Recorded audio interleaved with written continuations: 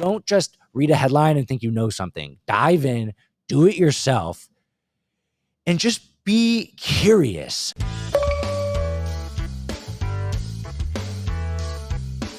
Today we have Sean Lowery, founder of United-Monograms. Welcome, Sean. Hey, what's up, Brian? Thanks so much for having me on. I'm excited to chat with you. Yeah, welcome. It's awesome to have you. Hey, we're interested. Tell us about your business. Okay. So yeah, my business is named Lowery Brands. We have a couple things going on, but the main one is United-Monograms, which is a girls' clothing business, which is funny because I'm not a girl.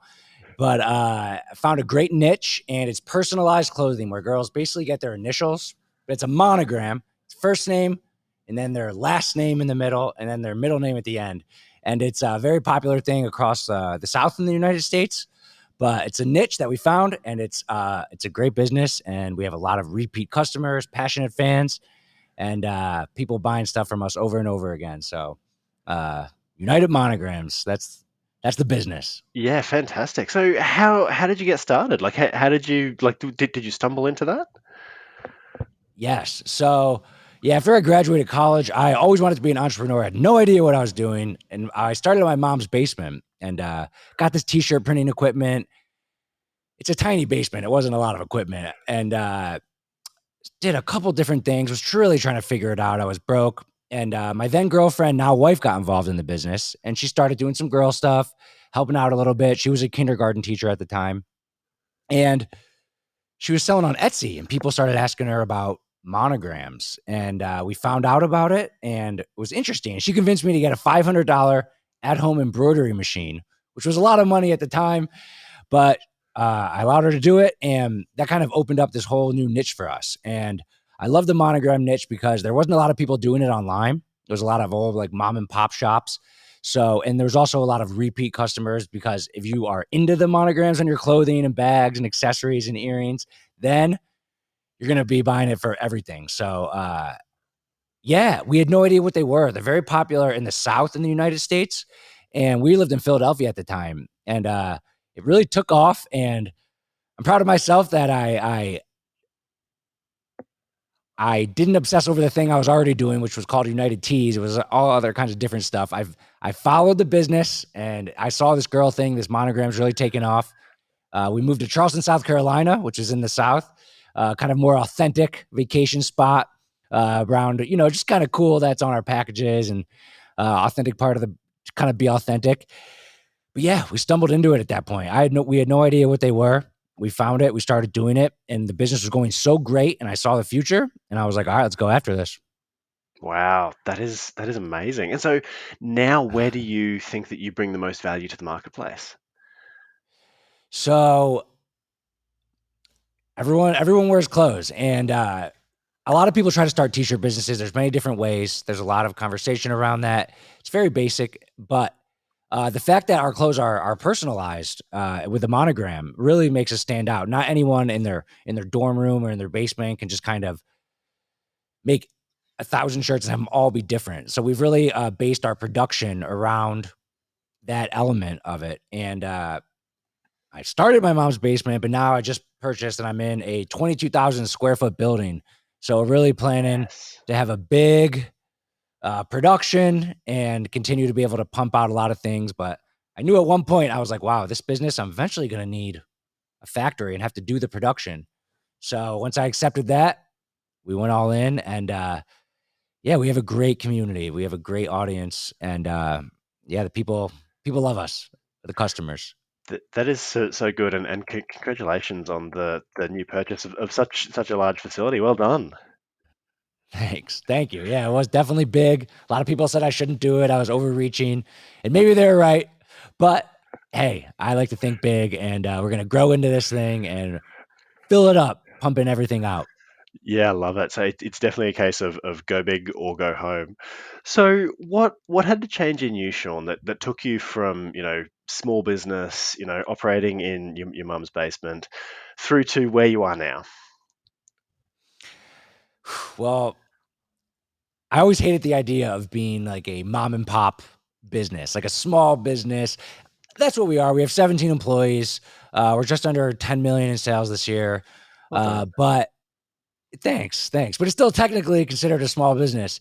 And I've always been someone who dreams big and want to be big and want to grow to be big and take big leaps. And I've gotten in trouble a few times by doing that, by extending myself too far too fast. But that's the life of an entrepreneur. And uh, yeah, I've always had big dreams. And when I found this niche and we started having sales, I've learned a lot on the fly. And basically, yeah, I just dream big and yeah, I mean, you're asking like more specifics from how I got from there to here, or just like, is that your answer? Yeah, no, more just kind of like in terms of mindset, did you have to change kind of how you thought about things? Did you have to change, your daily habits? Like what did you have to change personally? Okay. Yeah, I mean, when I graduated college, I read this book, Think and Grow Rich, which I'm sure you've heard of it. Love It's a it. very popular book. Yeah, it changed my life. I changed my life, and I always said when I was a kid, I was like, "Oh, I'm going to be a millionaire one day," but I had no idea what that meant or had any idea about the realities of that. But once I started learning the mindset, it was like start a business. Most wealthy people, they control their time. They own their own business. So I really started thinking about, okay, start a business. And the mindset I had then was probably about 8 years ago. Uh, hasn't changed too much to now. I mean, I've always been trying to use my time most effectively. Uh, I try to even today I was listing products. Most of my employees are production. I have an operations manager, shipping, receiving, purchasing, printing, embroidery. Our sales team is actually only 4 people right now. And over the past 6 months, one of my new challenges is okay, I built up this operation. We can get stuff out the door, and I've kind of not outsourced it from my own life, but inside the company. But now I'm learning how to sell and list products and do everything like that, and do that with a team environment where I can kind of not be in charge of everything like that. So I'm working on that. But mindset wise, it's just you got to work hard, you got to be patient, you have to be able to have a problem arise and not freak out, be able to deal with it. And that could be a short term problem, it could be something that's going to affect your next couple months. But every time that happens, you just have to be like, okay, this is where great people make great stories and do great things when problems arise. So that mindset's definitely been helpful. Yeah, that's good. And can you unpack for us, one of the times where you mentioned before that you overextended yourself a little bit, and Mm, you had a few challenges around that. Can you unpack any of that for us? definitely. Well, our sales are always like really big around the holidays, and all year they're good, but the holidays are our biggest time. So I think 2017, 4 years ago, I staffed up for the holidays, and I was just running Facebook ads, and they were all doing great. Sales were coming in the door, hiring people, getting everything out the door. I wasn't too careful about the bottom line. I was very excited about high revenue, lots of employees, and that excited me. And I knew I wasn't crushing it on the bottom line, but I was gaining customers, getting emails. So that mindset was just like grow, grow, grow, and eventually a period hit around March of the next year where I kept all my employees. I was planning on growing the business where I was just out of cash. I was out of money and I was in the hole and I had loans and I had everything going wrong and it was ugly. So I had to go in, essentially hire or fire half of my team, and they did nothing wrong. And that was very painful. It's And then tough. I basically from March to like August that year just had to buckle down. And every day I would actually have like negative bank accounts, and I would have to pay off some suppliers before like other payments came out. So I was just on the line. A couple of times we go to get like food at the grocery store, card declined. It's like, oh, so, but what I learned during that time, and it was painful. We rented out our house and slept at the office a couple of nights, actually like every weekend for a while. And I knew at the time that our problem wasn't sales, which was good. Our problem was I'm messing everything up in between top line revenue and profit. And so I really had to buckle down, deal with the pain, deal with the day to day struggles, but also pinpoint the problem. And really what it was spending too much on ads. I didn't have my ROI that I needed down. I didn't have my, I think people call it MER now, MER, marketing to earnings ratio. But it's basically just your ad spend and your sales and what percentage it is. And I really uh, slowed down the sales, got rid of some people, and learned like what numbers I need to have to be profitable. And it was a painful 4 months. It was an ugly 4 months.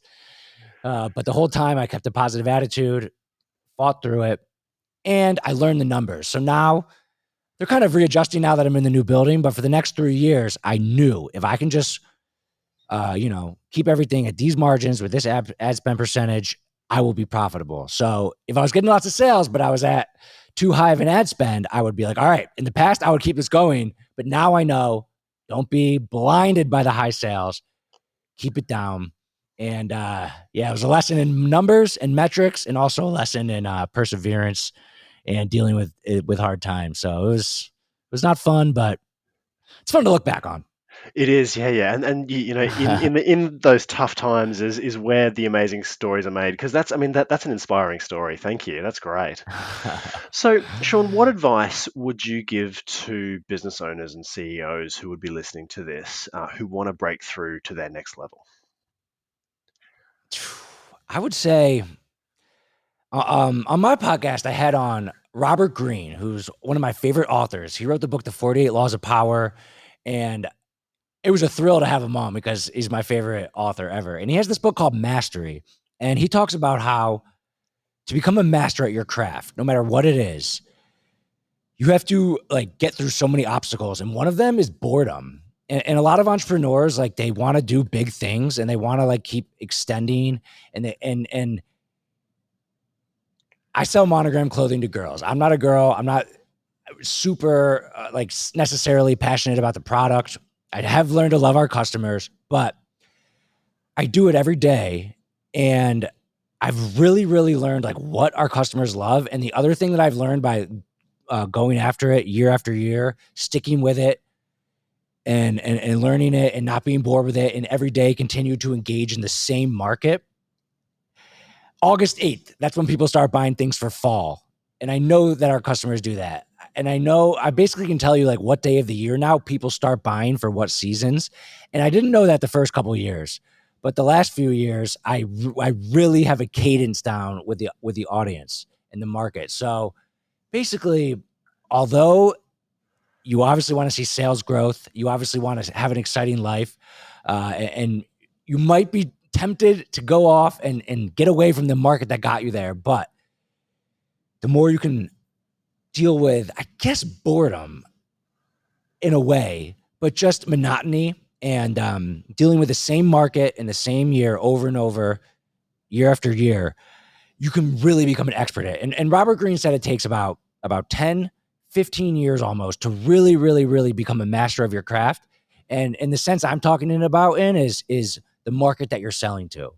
So if you are so in tune with your market, you can seriously be thinking what they're thinking every time. And that can really, really, really help your business. And basically, I would just say stick with the market, learn it, learn the ins and outs of it. And even though you might be happy with where you're at and you want to go off and do something completely different, don't lose your passion and your like close attention to what your market wants year after year and when they want it. That's really, really great advice. I love that, because often as entrepreneurs we're tempted to chase shiny things, which yes is Yes. not a good thing at all. Okay, so Sean, if you could go back 5 years and give your slightly younger self a bit of advice, what would that be?